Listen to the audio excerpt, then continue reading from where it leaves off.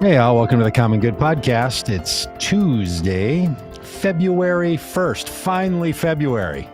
I always feel like Januaries are kind of like last year's sort of transitional month. You know, you often forget what year it is, or at least I do.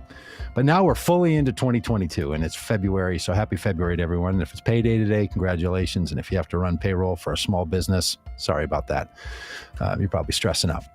But we're glad to have you aboard here today. I'm in Minneapolis, Minnesota, somewhere cloistered outside of Fayetteville, Arkansas. Robert Ryerse. Hey, Rob. Hey, Doug. How are you today? Well, I'm all right. We are. We're hunkered down.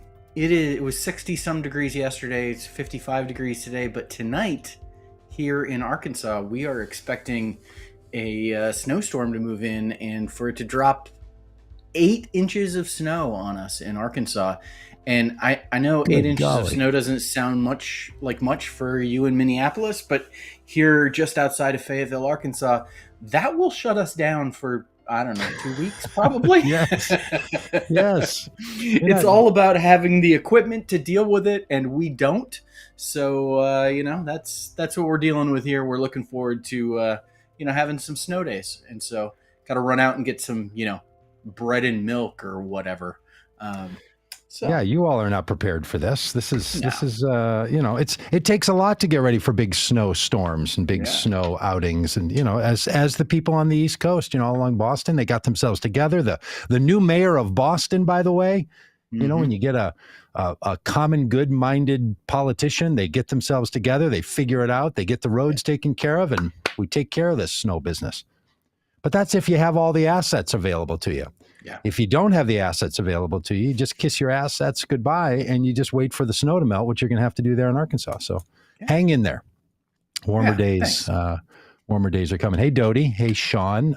Some people that are along with us. Well, it's Politics Day, and boy, we got a lot for you today. Every day when we put on our podcast, every weekday that we do this, it's just a Wordle kind of moment. You know what I'm saying? Like 5-letter Wordle moment. Are you a Wordle person, Rob? I am a Wordle person. And what's your opening word? My opening word is raise. Producer Dan and I talked. Yes. RAISE. Did you get that from someone else? Because I heard a guy from the New York Times today talking about their purchasing of Wordle for, what they said was the low 7 figures, so $1 million plus. Wow. And they asked him his opening word, which I didn't even know what that meant because I've never played the game, but I know that that's now a question he asked. And his answer was raise. Nice. Excellent. Yeah, I asked this question on Facebook. I asked this question on Facebook a couple weeks ago and had a whole bunch of conversation about it. A lot of people use adieu, I bid you adieu, as their opening word, just because you get so many vowels out of the way. But listen, something I learned from a friend of Vote Common Good, Bing Ho. Bing turned me on to a couple of things. One is hard level mode, which you have the same word, but if you get a letter that's in the place where it's supposed to be, you have to keep it there. You can't guess another word that, to try to fill out the letters. And then the other thing is colorblind mode, which turns Wordle from green and yellow to blue and orange. And there's a Vote Common Good guy. Blue and orange are kind of our colors.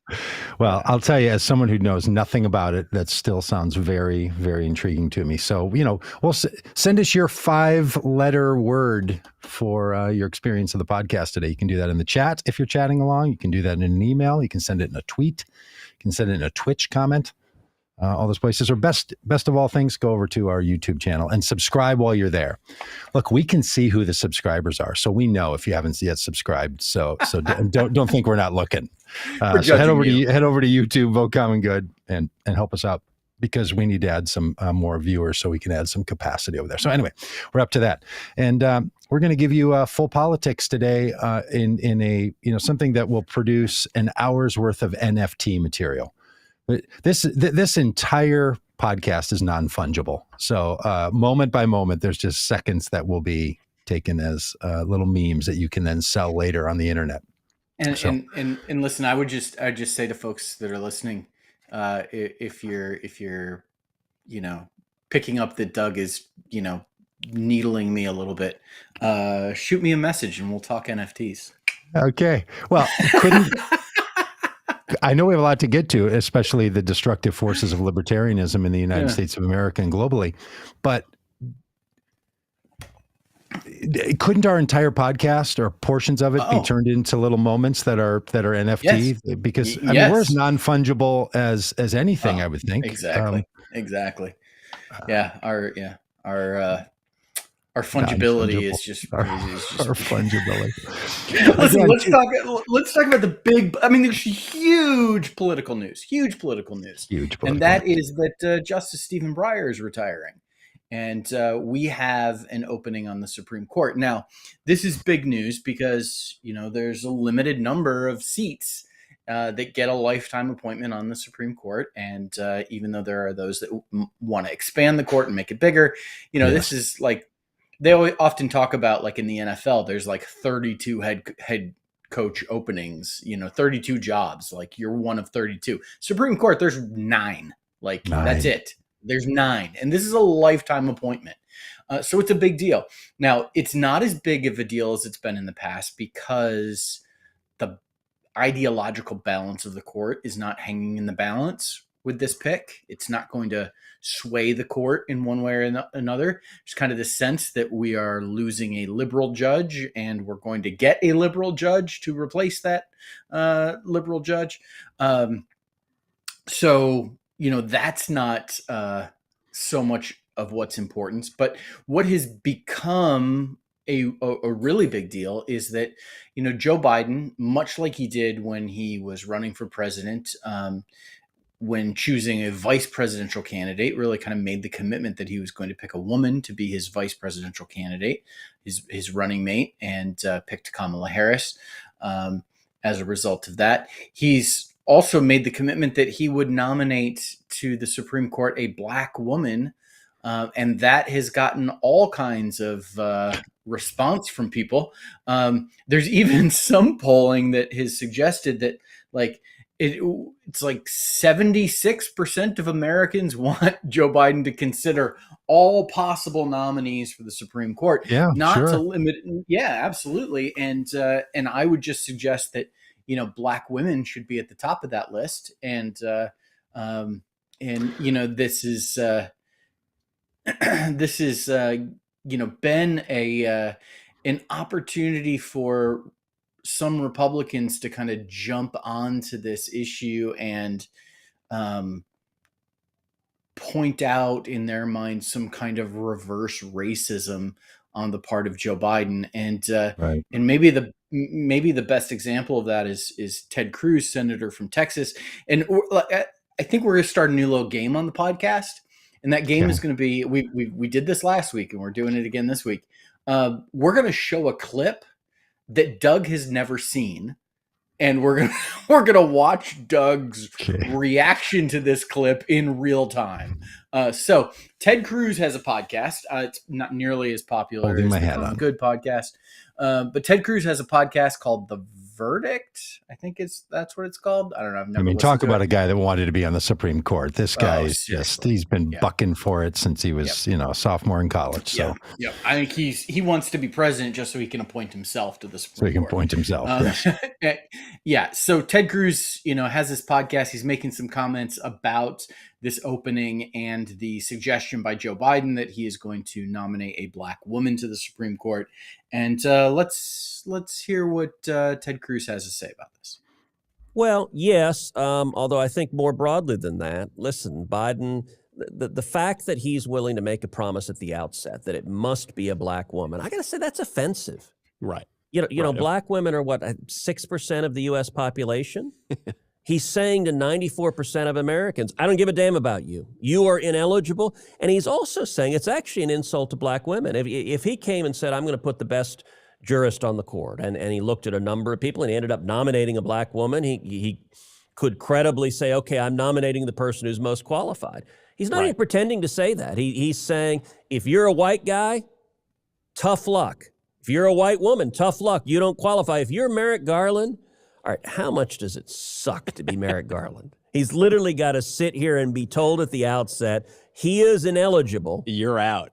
Because wrong skin pigment and wrong Y chromosome, and it's just it is an example how Democrats, and particularly the far left, everything is race, everything is that they will discriminate based on race, they will pigeonhole you, they don't care about the independent, the individual. It is offensive if you're this woman who probably hasn't been selected yet, but this future black woman who's going to be the nominee. You are being told at the outset, you are a diversity hire. I am not picking you for your merits. I'm picking you for your skin and for your sex.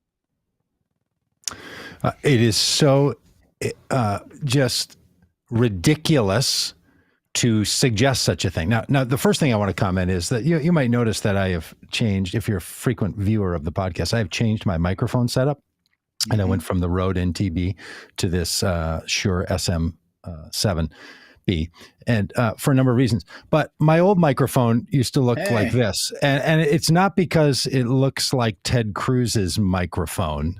I just want to be clear, because I'd seen a picture of this before, and I thought, oh my gosh, Ted Cruz uses the same microphone I used to use. That's not why I got rid of mine, because I hadn't yet seen this. I changed first. Just want to clarify that. I would have, had I heard him say those things into that microphone, because I want to be as far away from that nonsense as you can get. I have a couple of comments about this, Rob. Yeah. One is Joe Biden, when he was considering when he's running and saying, one of the roles I'm going to have is to pick a Supreme Court justice. So I've already started thinking about that. Of course he has. And so what he had already done was decided what's the criteria by which he thought a Supreme Court justice would be the most qualified at this moment. It's exactly what Ted Cruz and other people who are saying, think about the most qualified candidate, are asking for. He just pre-screened it. If you had said to Joe Biden, hey, are you going to pick somebody who is 19 years old? He may have said, you know what? I'm not going to pick a 19-year-old. Does that mean that Joe Biden is saying 19-year-olds don't matter to him? What did Ted Cruz say? Like, to hell with you, 19-year-olds? No, it means that he's already decided that he wants somebody to have a greater level of experience than a 19-year-old. He may have even been asked, would you select someone who doesn't have a law degree? Now, I don't think we have to have a law degree to be a Supreme Court justice. There's nothing in the credentials that require that. It's just become part of our norm that we have people who have a law degree, and probably we're actually even judges. So he's already decided that there's a subset of the American population. So then when he decides of the subset of the American population that would be qualified, he's done some of this thinking. He said, well, what other conditions are in place that might indicate this? Well, there's a group of people who are very, very qualified that I could choose from. And I think it really matters their race and social location, because you're going to share some statistics here that I think are very powerful. So what he's then decided was, from all the people who are qualified to be, I'm going to select from a subset. He already started considering all best qualified people. When it came time for him to say, who am I going to pick? He said, I've already whittled it down, and all of the people that I think are going to be the ones that I'm going to pick come from the same social location. So that's point number one. He already did. Point number two, if I could, then we can jump on this. The idea that Ted Cruz says that being a black woman is about pigment and chromosome, not social location, not lived experience, not reality of being conditioned in the United States. This is the big divide. This is a racist comment and a colorist comment to say that color, race, and gender in the United States is simply amount of pigment and chromosomal situation. That is when the Constitution said that white male landowners were the ones for whom they had legal protection in the United States. They weren't doing that based on chromosome and pigment. It was social location. We fixed that in this country, not because we want to include pigmentation and chromosomes. By the way, there's a whole lot of people who have multiple chromosome situations. Chromosomes, as it turns out, aren't just male and female. There's Ted Cruz may even have multiple chromosomes. So this idea, which is just this little way of saying race doesn't matter because it's just about pigment, and gender doesn't matter because it's just about chromosome, and from there, everyone is equal. If that were the case, we wouldn't have had the percentage of male white Supreme Court justices. You think that was just because they wanted to make sure we really got a lot of the right pigmentation? That kind of thing is where, because you can say all you want about what did Reagan do, what did Trump do, which they both did precisely this. Trump came out and said, I'm going to nominate a woman. I'm going to select from this list. Reagan said, I'm going to nominate a woman. That was all fine. When Biden says it, it's you hate men. So this is where Ted Cruz is not only disingenuous, he's baiting people into having to have an argument about race and gender that's not pigment and chromosomes. Yes. So a couple of things. One is Ted Cruz's representation here that like Joe Biden's suggestion that he's going to choose a black woman to be on the Supreme Court means that Bubba, who's eating Funyuns on his couch watching Judge Judy, is suddenly now not going to get the job as a Supreme Court justice because of this, is just ridiculous. Like, this is the pool of people who could be nominated to the United States Supreme Court is minuscule.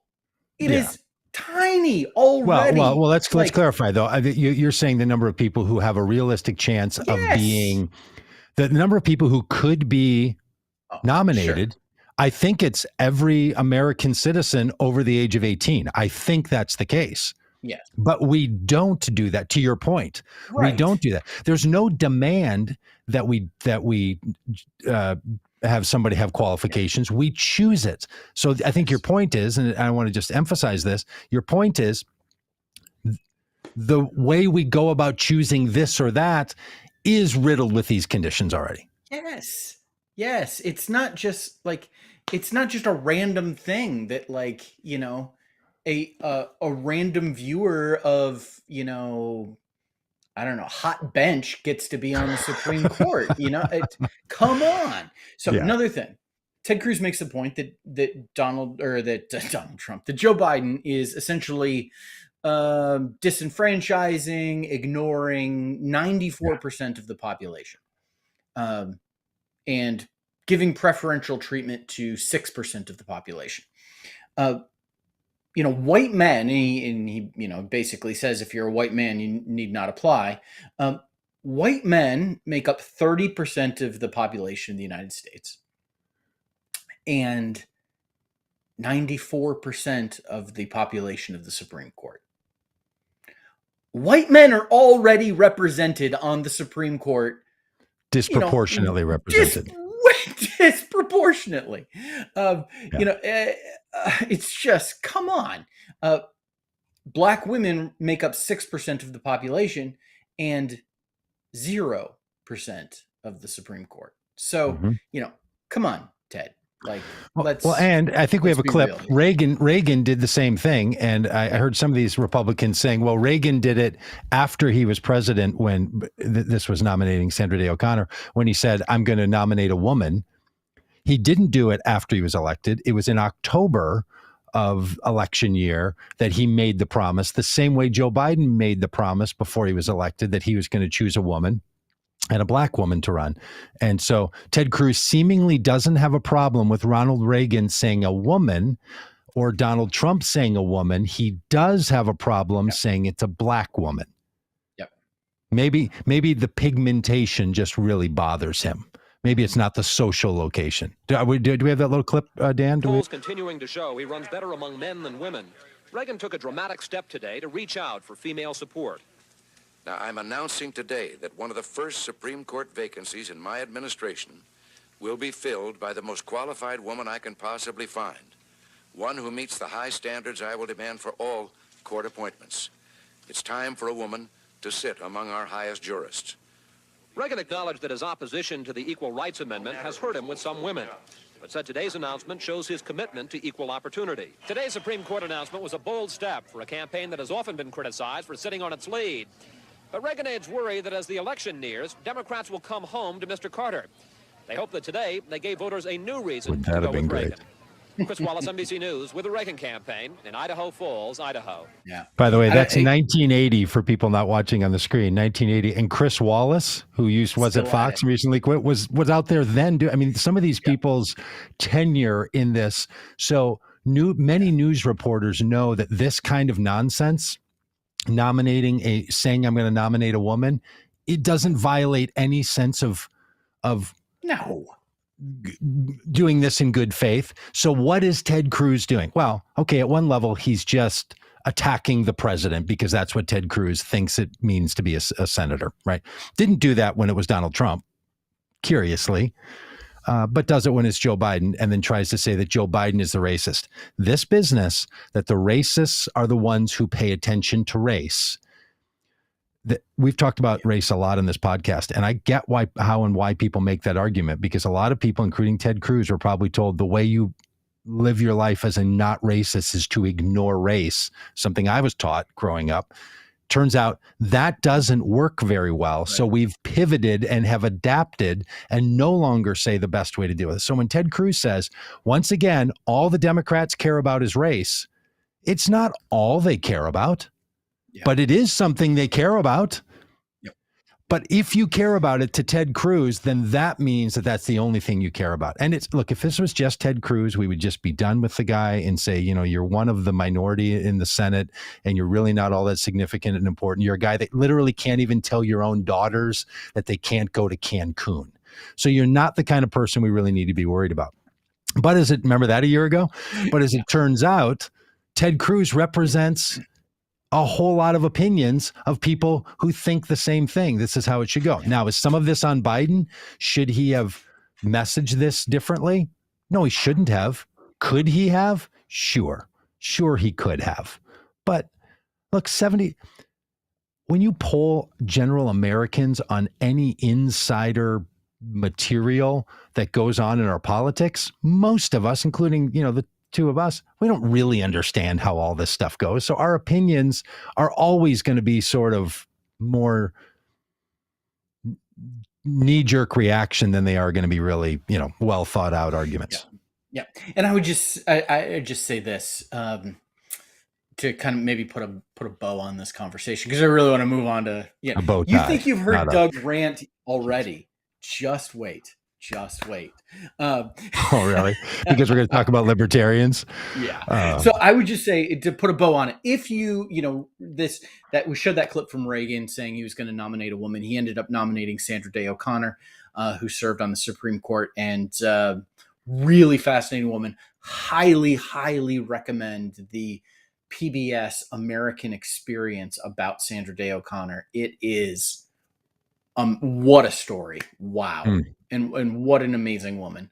Really, really a fantastic thing. And just fantastic. Just highly recommend it. So listen. And could I just say, to comment on the bow that we put on this, I have a dreamsicle-like experience that the nomination of and the decisions made by the Supreme Court would not be as politicized as it is. Yes. Of all things, the judicial branch is not supposed to be as politicized as it has been for a long time. I wish we were moving in the direction away from that. I wish we were in a situation where we could say, I know there's going to be a particular leaning of a certain justice, but we don't really know how they're going to vote. The thing that you said at the beginning, which I think is totally accurate, is, well, the balance of the court isn't going to change. Now, what happened in the 1980s, 70s and 80s was Republicans nominated a whole bunch of people to the Supreme Court who they thought were going to be conservatives, turned out not to be. Right. They then hunkered down and made sure that never happened again. They're not going to have this Souter thing. They're not going to have this Kennedy. They're not going to have this situation Sandra Day O'Connor, where these people, so they've started grooming them and courting them. And Democrats are doing the same thing. I just wish we lived in a world where the Supreme Court wasn't so profoundly and obviously politicized as it seems like it is. And I don't know how you get there, short of a reconsideration of how many people are on the Supreme Court and from where the nominations come and all the rest of this. But it would just serve all of us better, because even if the Supreme Court justices are out there saying like, look, we're just, remember old John Roberts? I'm just calling balls and strikes. That's all he thinks he's doing. A very cute conservative sort of notion. And I think he's realized, I'm not just going to call balls and strikes. I'm going to have to restructure this whole thing so the Supreme Court doesn't fall, as the Chief Justice. He has had to do a whole lot more and try to save this, our republic on at least two different occasions. It would be good if we moved in that direction. We're nowhere close to it. I'm guessing the next 2 or 3 nominate, and there's not many more coming for a while. I mean, short of a tragedy, either that causes someone to want to leave the Supreme Court or an unexpected death, we're starting to get to the point where some of these people are going to be around for a while.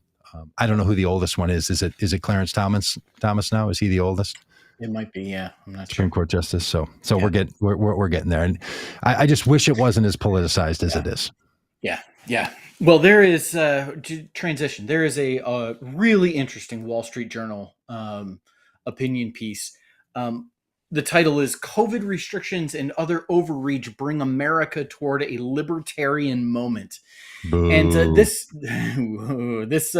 article makes the argument that that's me playing scary music. Yes. In many cases, what happens is when there's a crisis, when there's something that happens, and government creates new regulations, creates new mandates, reaches into our lives in some new and fresh way, that never goes away. That like bureaucracy, that social safety net, that sense of entitlement gets cemented and never goes away.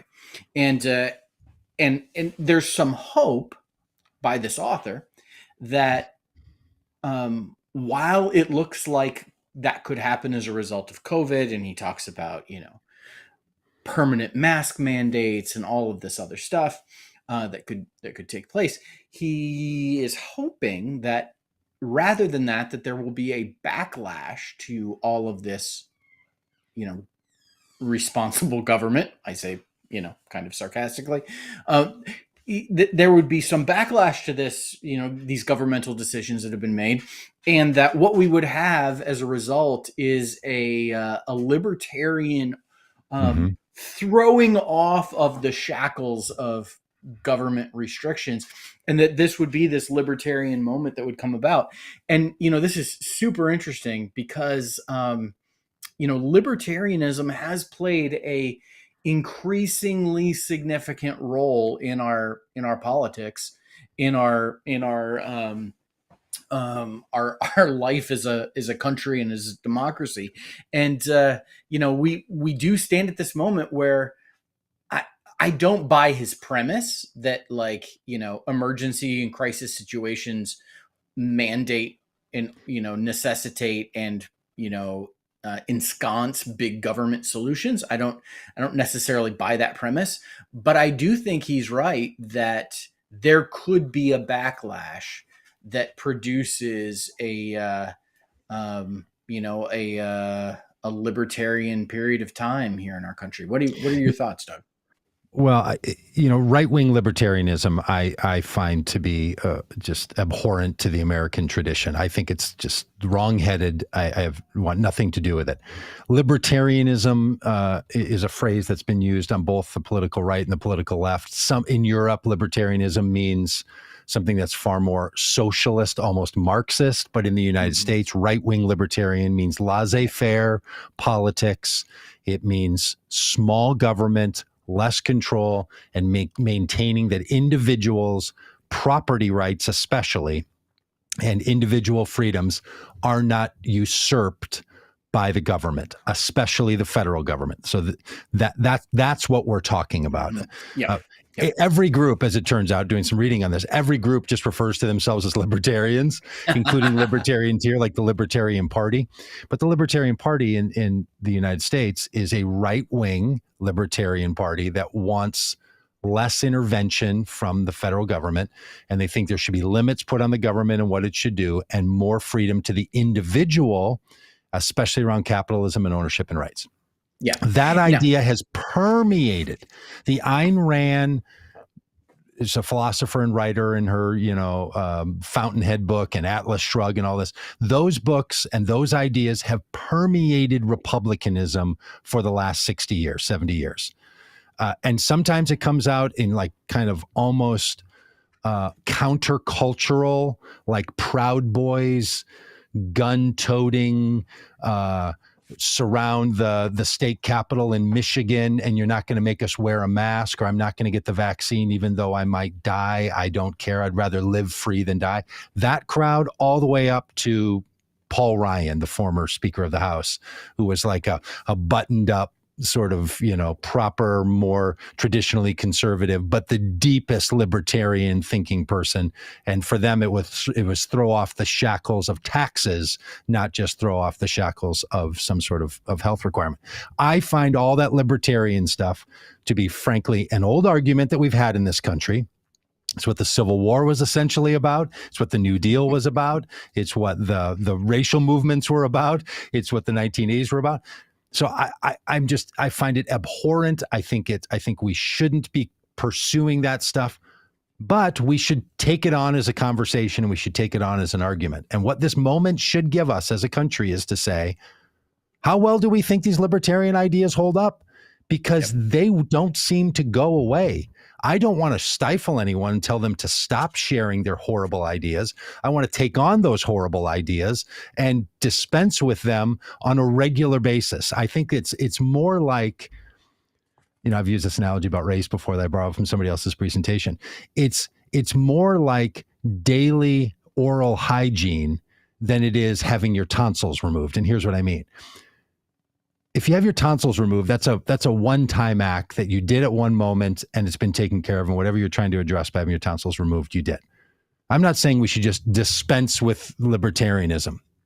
I'm saying it's more like oral health, where the plaque builds up and things get caught in your teeth on a daily basis, and to brush them and floss them and clean them is something we have to do on a regular basis. Our country's way of being formed, the human spirit, tends to lean toward this libertarian stuff. And we should brush it and wash it and water pick it and floss it and keep it going down the drain, because libertarianism fundamentally functions on the back of non-libertarianism. The only people who get to talk about libertarianism is people who want all the other things that non-libertarian approach to civilization and government produce and give them. And then every once in a while, they want to wave their flag asking for more freedoms. But if you took the libertarian idea and ran it across the last 200 years of American history, you would have almost nothing that makes life in America so thriving and good. We've gotten here by social contract, by personal, private, corporate, and government engagement in nearly all things. And the libertarians just want to ignore all of that and then start screaming here and there about one or two things that usually has to do with the fact that they're upset about a particular individual problem and didn't get their way. There's my opening rant about libertarianism. Doug, do you have opinions about libertarianism? Done with this. Yeah. Let's floss every day. Yeah. So very often you'll hear people say things like, I'm just kind of giving some examples of where libertarianism shows up for, in our political culture.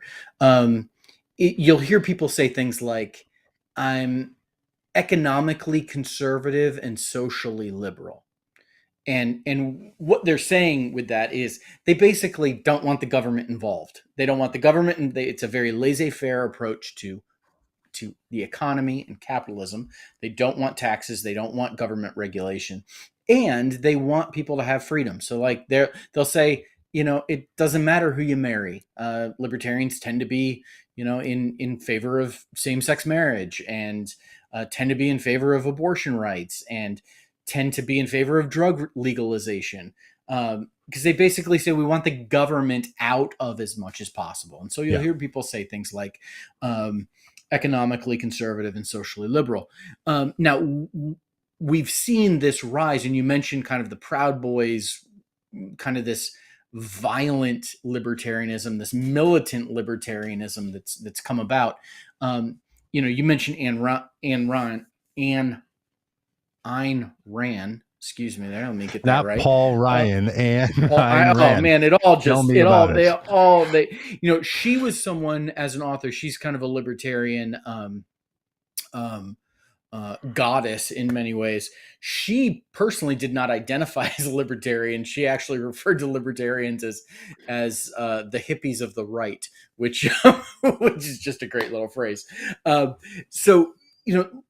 there has been this rise of this militant libertarianism that you'll see exemplified by like the guy driving around your neighborhood in a pickup truck with the "Don't Tread on Me" flag.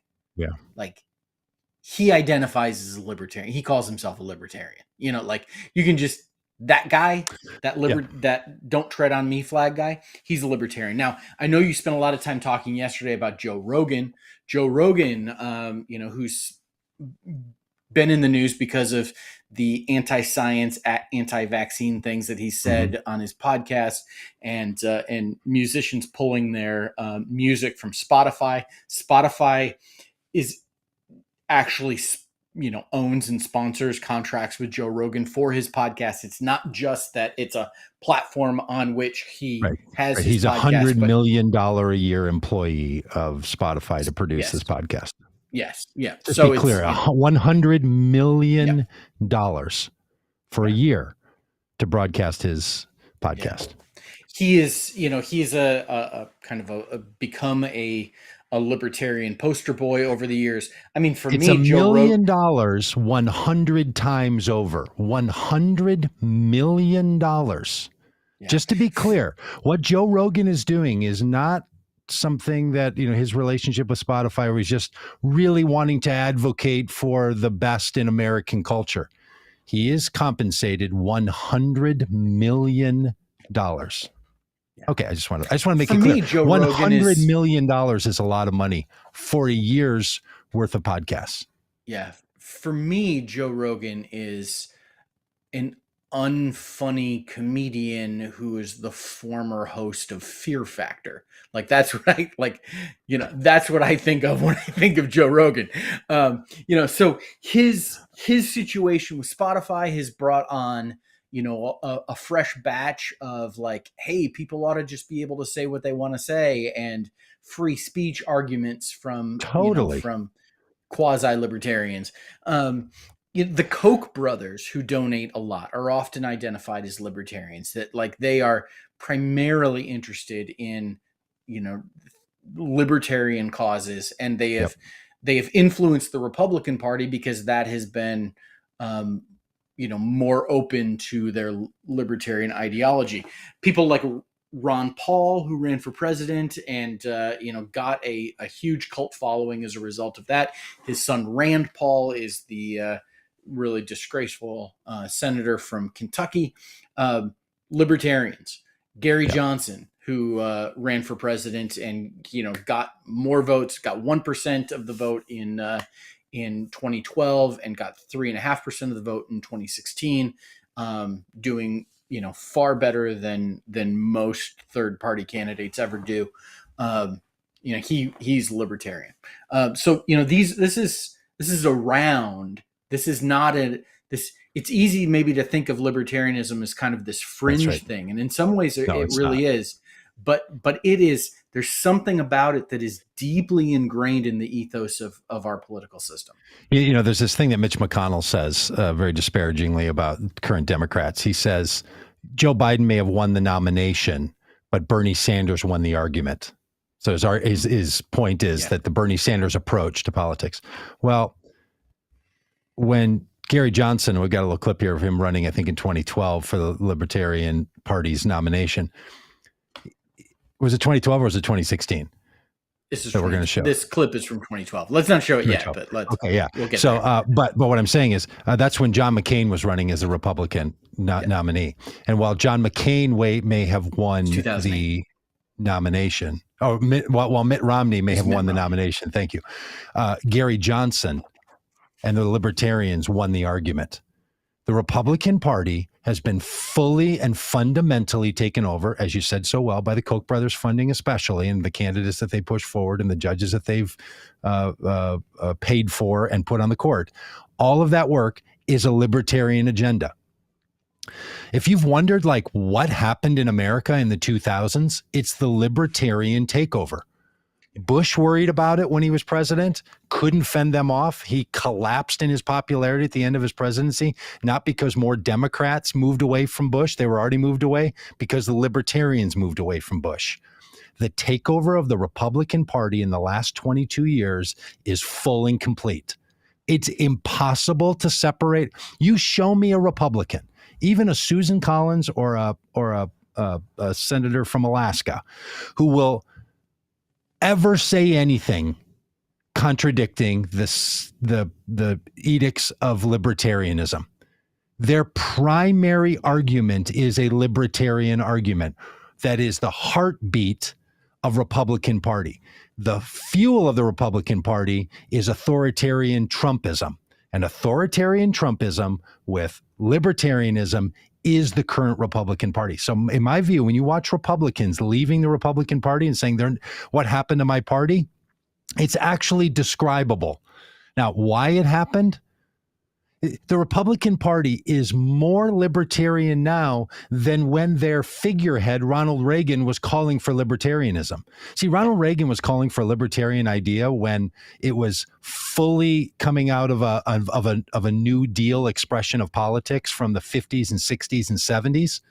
So he was picking at the edges. Now, over the last 40 years, that libertarian idea of republicanism, Newt Gingrich all the way through, has wreaked its havoc. So what did we do? Moved all this money from one part of our society to the most wealthy, $100 million Joe Rogan. We've now created a situation where our social safety nets don't function in the way they should, and they're under attack. So this has taken place over the last 40 years, and it is now fully and completely the operating system of the Republican Party. So you can't be a Republican and be, as a candidate or a politician, and be against libertarianism. In fact, a lot of people think they can't even, they don't even understand what it means to be an American without being a libertarian. Yes.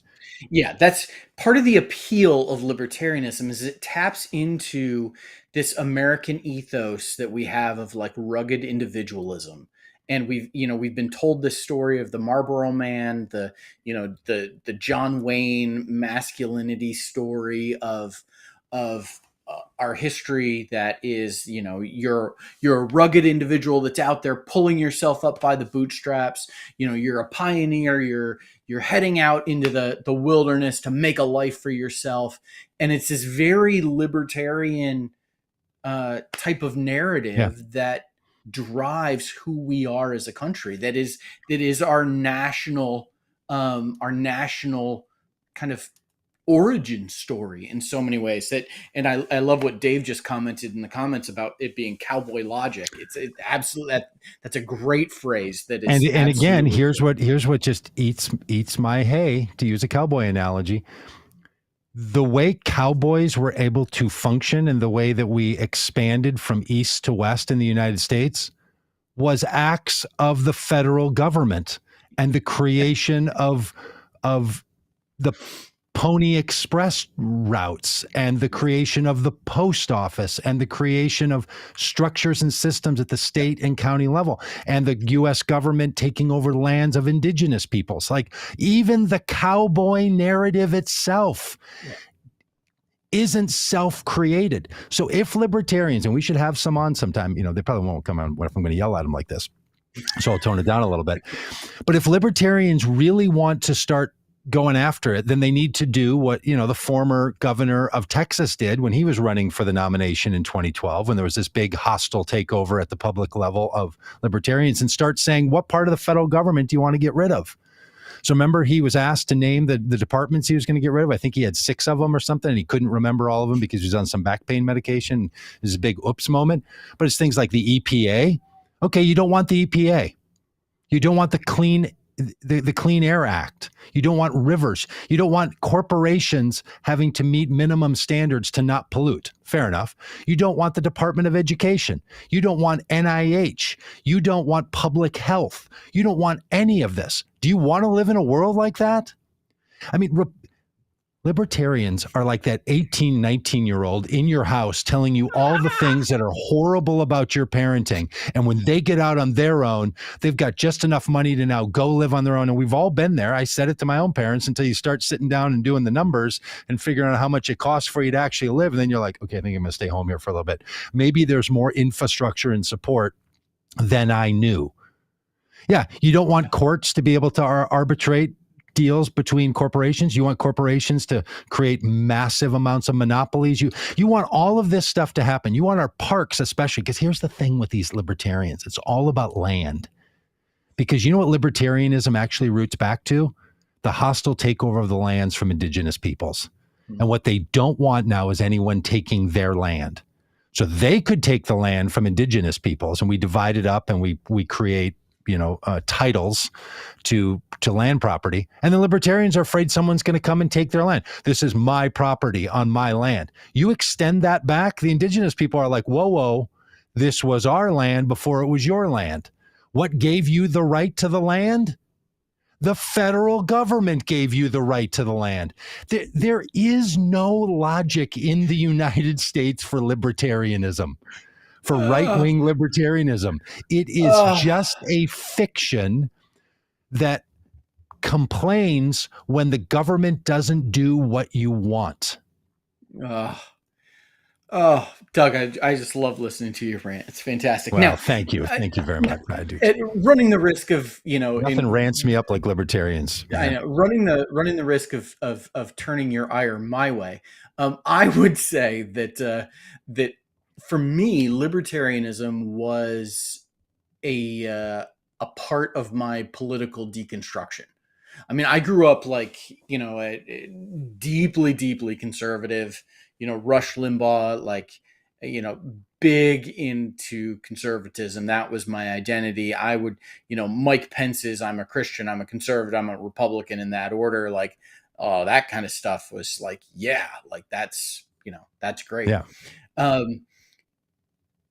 As my identity, as I began to move on issues and had a theological and religious deconstruction that coincided with a political deconstruction and a shift that included a shift in identity and how I labeled myself, how I identified what I would call myself, and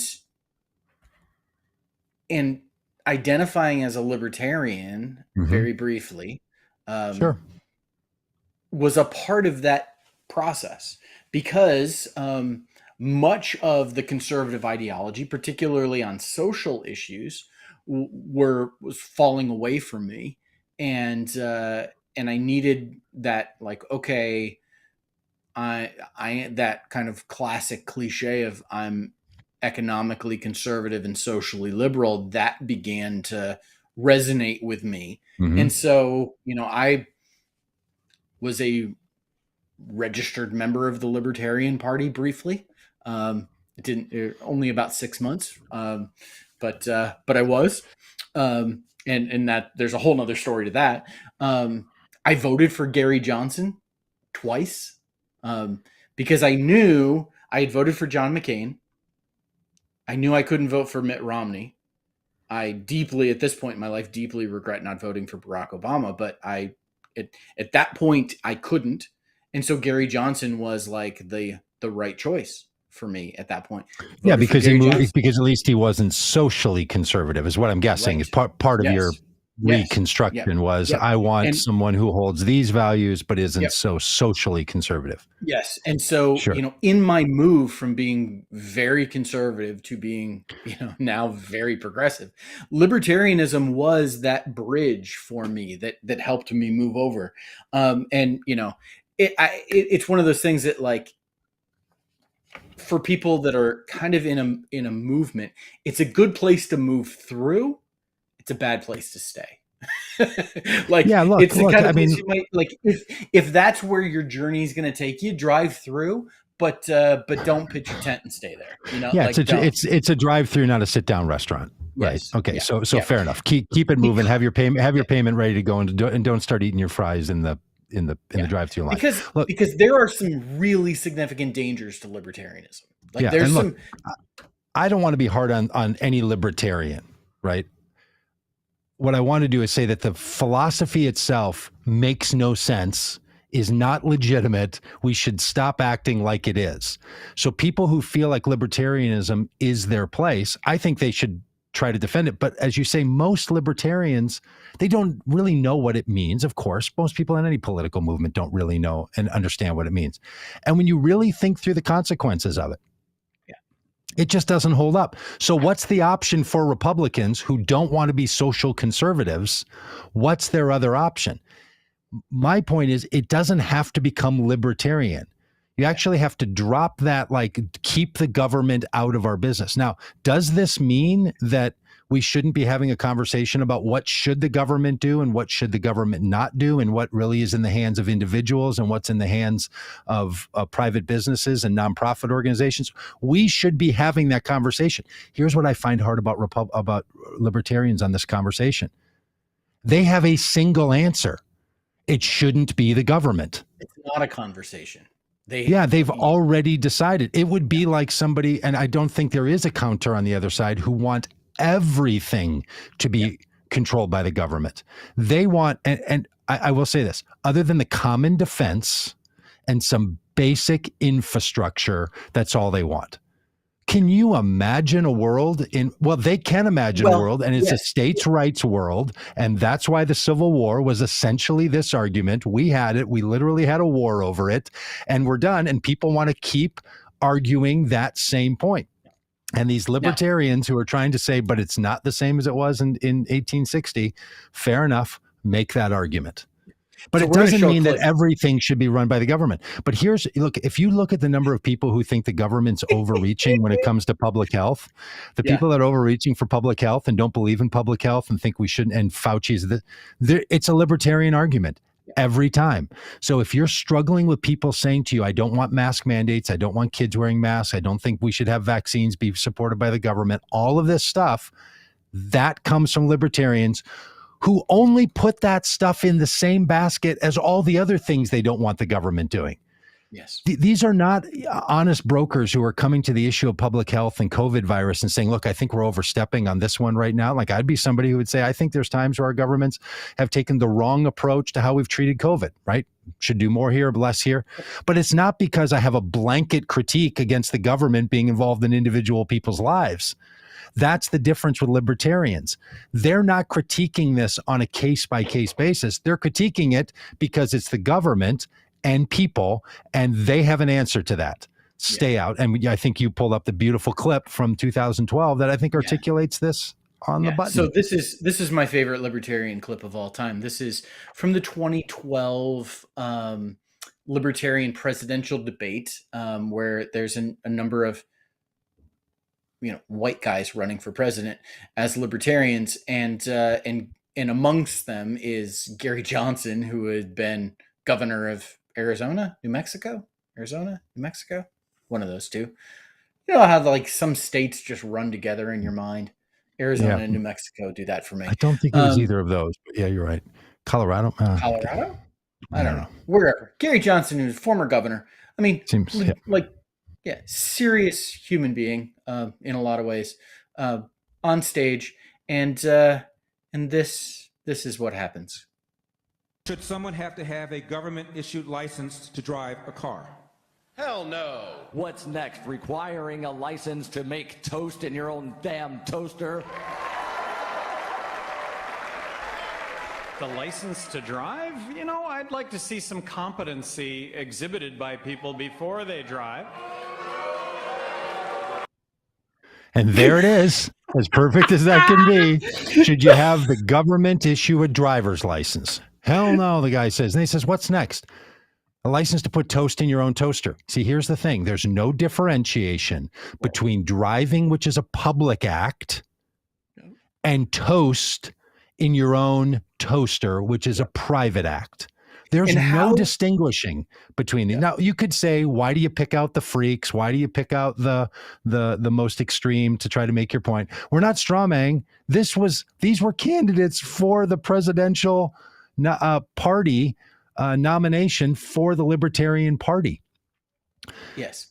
Yeah. That you can't differentiate between your own kitchen and a public highway. Therein lies the problem. Yeah. The amazing thing to me is that Gary Johnson, you can see him rolling his eyes at the question, but he also knows he just can't answer yes.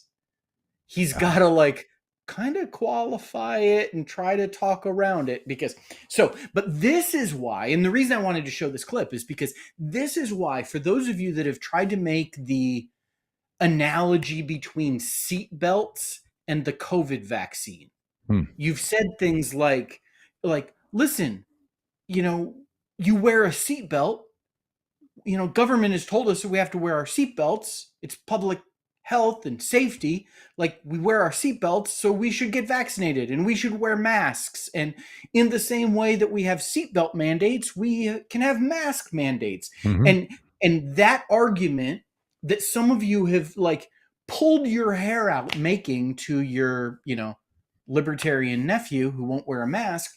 The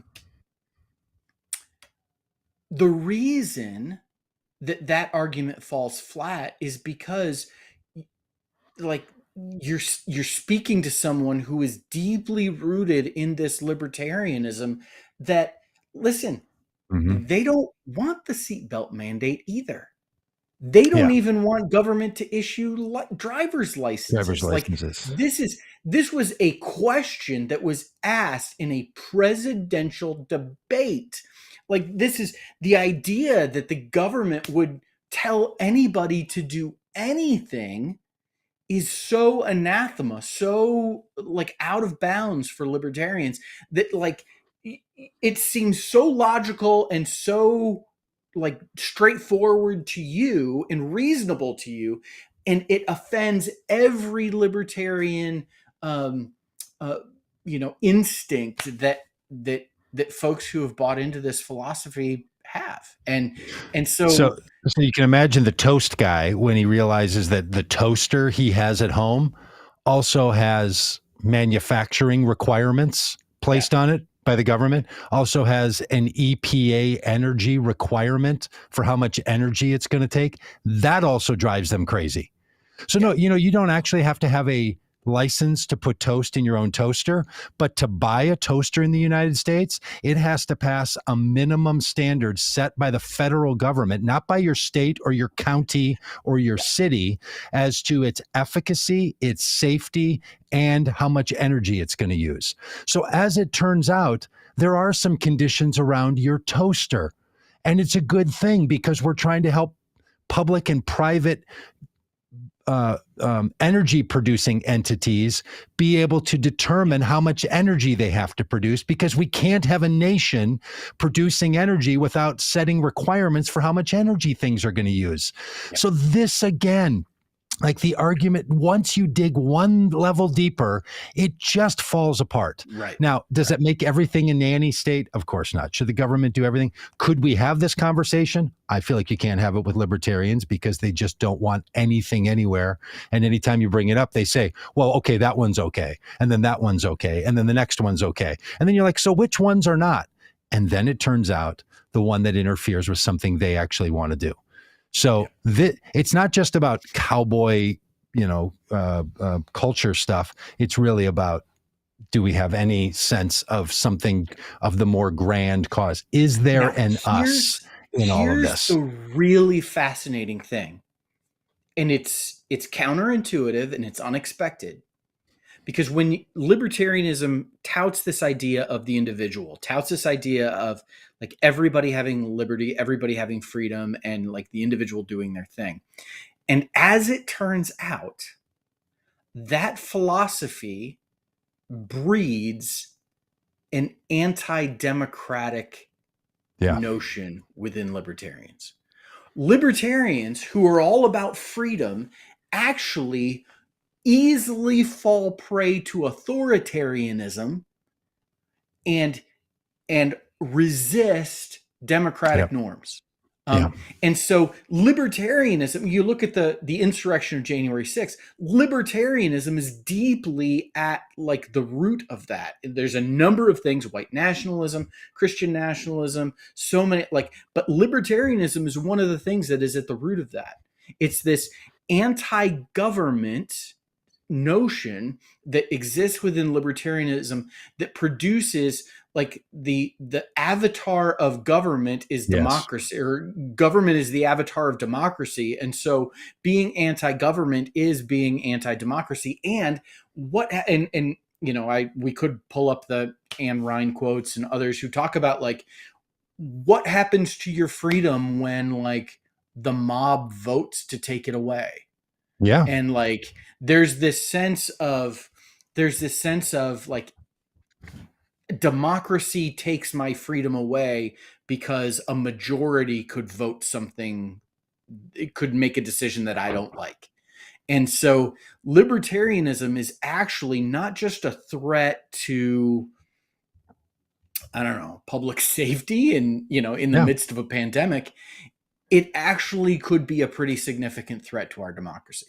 I think it's a threat to the Union. I think it was in 1860. I think it is today. I think this is why it's worth getting a little pizzazzy about. And look, you can be a conservative and want lower taxes without being a libertarian. At least you used to be able to. I don't know that there's anyone making that argument any longer.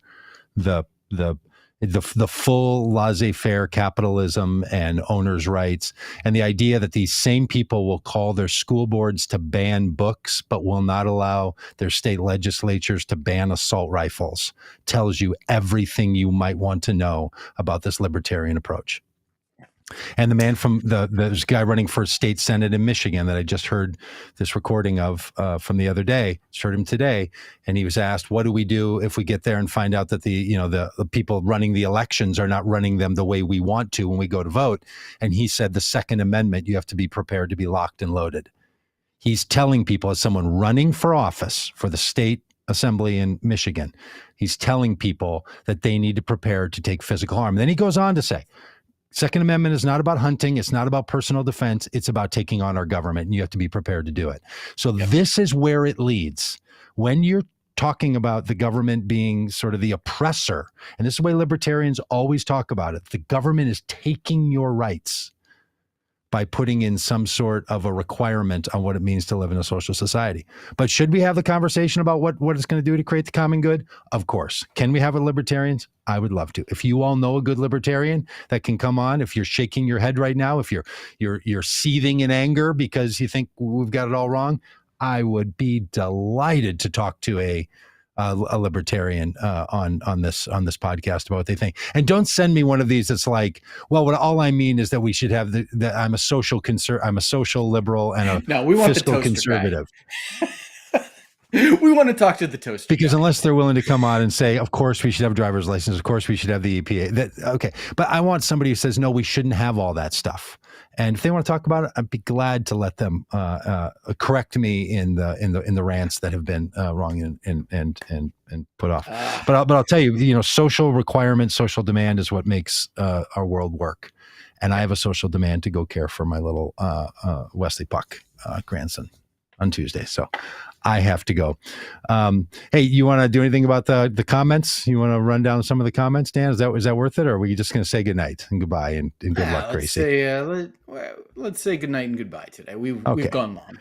All right. Thank you, Jim. Thank you, Barbara. Thank you, Dave, George, Mike, Dave. Jim, what else we got? Lonnie, Ann, Peggy. We see you. We hear you. Sean, Trisha. Gretchen.